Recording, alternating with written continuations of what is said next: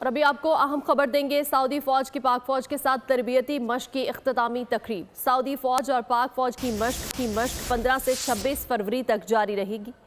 मश्क का मकसद मुश्तरका ऑपरेशंस को फ़रोग देने के साथ तजर्बात से इस्तेफादा था। नुमाइंदा खुसूसी सलमान अवान हमारे साथ मौजूद है। इन मश्कों के हवाले से मज़ीद तफसीलात उनसे जान लेंगे। जी सलमान।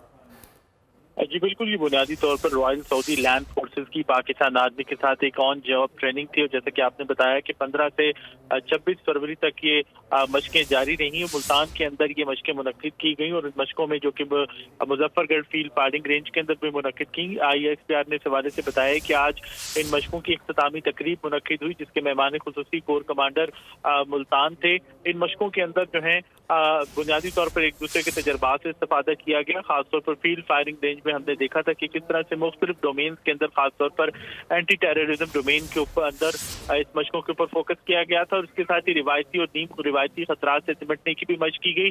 जबकि जमीनी दस्तों के साथ मुख्तलिफ मकामात पर हमने देखा, मुख्तलिफ सेशंस के अंदर हमने देखा कि कोबरा गनशिप हेलीकॉप्टर्स भी डिप्लॉय किए गए थे। तो एक real time battle field environment create किया गया था ताकि दोनों ममालिक की जो फोर्सेज हैं वो बेहतरीन अंदाज के अंदर मशक कर सकें और एक दूसरे के तजर्बात से इस्तेफादा कर सकें।